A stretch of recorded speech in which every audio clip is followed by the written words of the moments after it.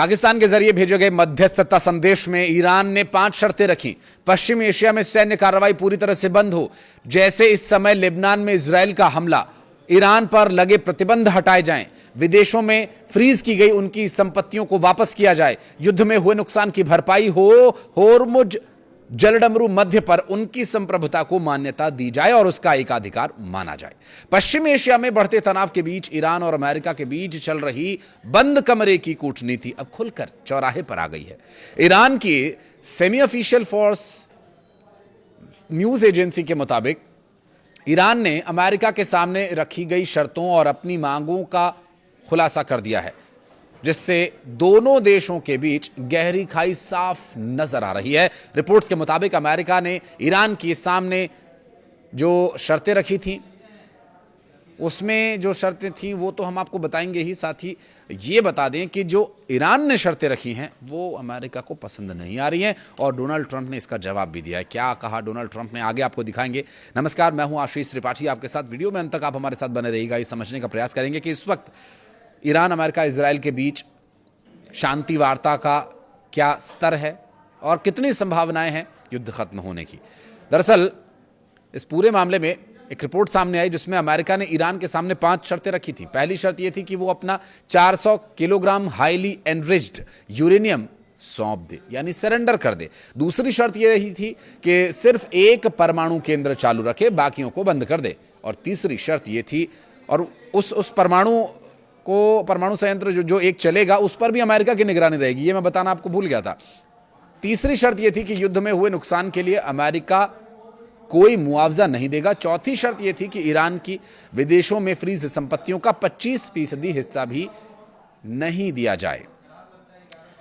इसके ठीक उलट ईरान ने शर्तें रखी हैं।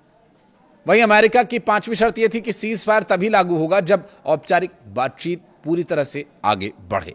ईरानी मीडिया का दावा यह है कि ट्रंप प्रशासन कूटनीति के जरिए यह हासिल करना चाहता है जो वो युद्ध के दौरान नहीं कर पाया। फार्स न्यूज ने कहा कि अगर ईरान ये शर्तें मान भी लेगा तब भी अमेरिका और इजरायल से हमले का खतरा बना रहेगा। ईरान ने अमेरिका और इजरायल पर शांति प्रक्रिया को बिगाड़ने का आरोप लगाया। विदेश मंत्रालय के प्रवक्ता इस्माइल बकाई ने कहा कि शांति और स्थिरता के नाम पर जो दावा किया जा रहा है वह एक बड़ा झूठ है। उन्होंने कहा कि असल में अमेरिका और इजरायल की आक्रामक नीतियों ने ही पूरे क्षेत्र को संकट में ढकेला है। अमेरिका और ईरान के बीच एक बार फिर जंग का खतरा दिख रहा है। डोनाल्ड ट्रंप ने चेतावनी दी है कि लगातार समय खत्म हो रहा है और ईरान को जल्द फैसला लेना होगा, नहीं तो फिर से हमला हो सकता है। इसके संबंध में एक वीडियो भी उन्होंने पोस्ट किया था, उसके बारे में भी बात करेंगे। बहरहाल कूटनीतिक टकराव के बीच ईरान की सेना ने भी सख्त चेतावनी दी है। यहां वरिष्ठ सैन्य प्रवक्ता शाहराम ईरान शहर ने कहा कि अगर अमेरिका दोबारा कोई गलती करता है तो उसे पहले से कहीं ज्यादा घातक और करारा जवाब मिलेगा। लेकिन ट्रंप की हरकतों को देखकर लग नहीं रहा है कि वो ऐसे किसी भी मूड में नजर आए कि वो युद्ध रुकवाना चाहते हैं, क्योंकि उन्होंने एक एआई जनरेटेड वीडियो पोस्ट किया जिसका भी हम जिक्र कर रहे थे, जिसमें एक लेजर के जरिए हमला करते हुए दिखाया गया है अमेरिकी वॉरशिप को, जिसमें प्रतीकात्मक रूप से ईरानी वायुसेना को हमला बनाया गया और वहां पर स्ट्रेट ऑफ होर्मुज में गश्त कर रही नावों को निशाना बनाया गया। जिसमें वर्डिंग्स का जो यूज़ किया गया उसमें अगर आपको बताऊं तो उसमें ये कहा गया कि फास्ट बोट्स निशाने पर हैं और इस तरह से हमला किया जा रहा है। और डोनाल्ड ट्रंप को भी उसमें दिखाया गया वीडियो में। उनका कहना यह भी है कि अगर कोई अच्छा प्रस्ताव नहीं आया तो बर्बाद कर दूंगा, और इसी के साथ उन्होंने ये एआई जनरेटेड वीडियो पोस्ट किया सोशल मीडिया पर। तो वहीं यूरेनियम संवर्धन और जो 5 शर्तें रखी हैं उन शर्तों को अगर विस्तार से समझने की कोशिश करें, यूरेनियम संवर्धन ईरान और अमेरिका के बीच बातचीत का सबसे अहम और पुराना विवादित मुद्दा रहा है। अमेरिका जो ये चाहता है कि यूरेनियम सौंप दिया जाए ताकि वो आगे परमाणु हमलों के लिए अपने हथियार न बना सकें, जबकि अमेरिका के नज़रिए से ये एक सवाल इसलिए भी महत्वपूर्ण है कि ईरान परमाणु हथियार बनाने की तकनीकी क्षमता से कितनी दूरी पर है।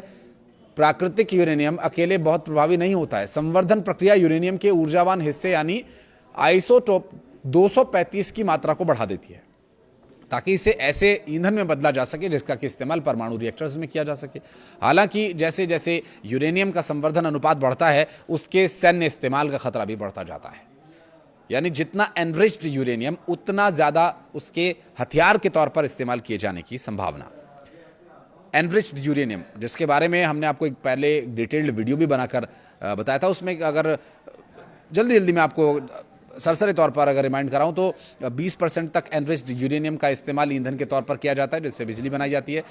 20% से ज़्यादा अगर 40% है तो वो हाईली एनरिच्ड यूरेनियम की कैटेगरी में ज़रूर आता है, लेकिन वो तब भी बिजली बनाने ही के लिए इस्तेमाल किया जा सकता है। उसकी पोटेंशियल क्षमता ये हो जाती है कि वो हथियार बनाने के लिए इस्तेमाल किया जा सकता है।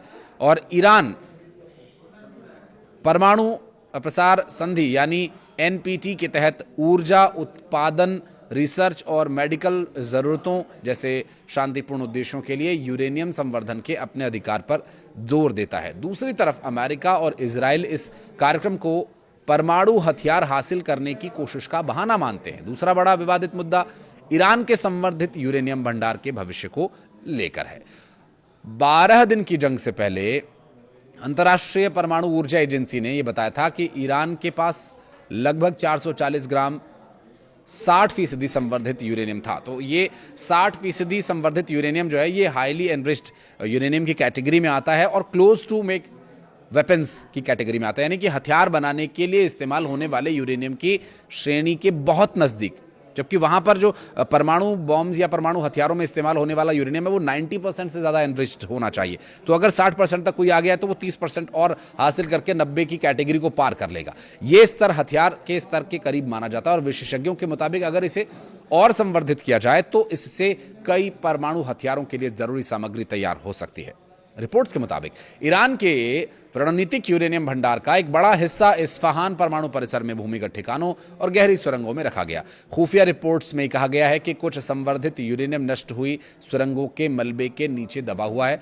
अंतर्राष्ट्रीय परमाणु ऊर्जा एजेंसी के प्रमुख राफाएल ग्रॉसी ने कहा कि निगरानी उपकरणों तक पहुंच नहीं होने और युद्ध जैसी परिस्थितियों की वजह से एजेंसी संघर्ष शुरू होने के बाद से इन भंडारों की मात्रा का मौजूदा स्थिति की व्यावहारिक पुष्टि लगभग नहीं कर सकी है। दुनिया के सबसे अहम ऊर्जा समुद्री मार्ग माने जाने वाला होर्मुज स्ट्रेट ईरान और अमेरिका के बीच तीसरा बड़ा विवादित मुद्दा बन चुका है। इस रणनीतिक समुद्री रास्ते से दुनिया के 20% से ज्यादा कच्चे तेल और तरलीकृत प्राकृतिक गैस की आवाजाही होती है। कुछ विश्लेषकों का यह मानना है कि पिछले 2 महीनों के घटनाक्रम को देखते हुए स्ट्रेट ऑफ होर्मुज पर नियंत्रण ईरान के लिए एक रणनीतिक हथियार बन सकता है। अमेरिका इसके लिए पूरी तरह और निगरानी के साथ खुले रहने की किसी भी संभावित समझौते की पूर्व शर्त मानता है, जबकि तेहरान इसे आखिरी दबाव वाले हथियार की तरह इस्तेमाल करता दिख रहा है। इस अहम रास्ते के लगातार बंद रहने या बाधित होने और ऊर्जा की कीमतों में बढ़ोतरी से वैश्विक अर्थव्यवस्था की स्थिरता को बड़ा खतरा हो सकता है। इस क्षेत्र में ईरान समर्थित समूहों में भी गतिविधियां देखने को मिल रही हैं। तेहरान और अमेरिका के बीच बड़ा विवादित मुद्दा है। अमेरिका का कहना है कि ईरान लेबनान के हिजबुल्लाह, यमन के हूती और इराक के कुछ शिया मिलिशिया समूहों को वित्तीय, सैन्य और प्रशिक्षण सहायता देता है। उसके मुताबिक इस नेटवर्क के जरिए प्रभाव बढ़ाकर ईरान ने इजरायली और अमेरिकी हितों के साथ ही उनके फोर्स के लिए भी गंभीर खतरा पैदा कर दिया है। दूसरी तरफ तेहरान इन समूहों को एक्सिस ऑफ रेजिस्टेंस का हिस्सा बताता है। उनका यह कहना है कि ये स्वतंत्र तत्व हैं जो इजरायल और क्षेत्र में अमेरिकी सैन्य मौजूदगी के खिलाफ अभियान चलाते हैं। अक्टूबर 2023 में गाजा जंग के शुरू होने के बाद अलग अलग मोर्चों पर इन समूहों के हमले बढ़ गए थे। इनमें लेबनान सीमा पर हिजबुल्लाह और इजरायली सीमा पर इजरायल और हिजबुल्लाह के बीच झड़पें यहां पर हुई थी। लाल सागर में हूथी हमले और इराक और सीरिया के अमेरिकी ठिकानों पर इराकी सशस्त्र समूहों की कार्रवाई इसमें शामिल है। ईरान का मिसाइल कार्यक्रम भी इसका एक हिस्सा रहा है, जो कि अमेरिका की शर्तों में शामिल रहा। ईरान का मिसाइल कार्यक्रम दोनों देशों के बीच सबसे महत्वपूर्ण संवेदनशील विवादों में से एक मुद्दा है। पिछले 2 दशकों में ईरान ने बैलिस्टिक और क्रूज मिसाइल्स का बड़ा जखीरा तैयार किया, जिसमें कम दूरी की मिसाइलों से लेकर लगभग 2000 किलोमीटर तक की मार करने वाली क्षमता वाली मिसाइलें शामिल हैं। ईरान ने भूमिगत ठिकानों और मिसाइल सिटीज का नेटवर्क भी बनाया।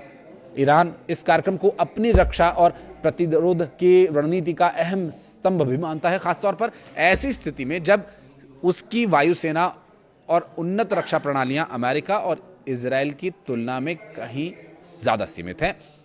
दूसरी तरफ अमेरिका और उसके सहयोगी कहते हैं कि ईरान का मिसाइल भंडार, ड्रोन टेक्निक और अधिक सटीक मिसाइलों के विकास के साथ मिलकर इजरायल क्षेत्र में अमेरिकी सैन्य ठिकानों और अरब देशों के लिए सीधा खतरा पैदा करता है।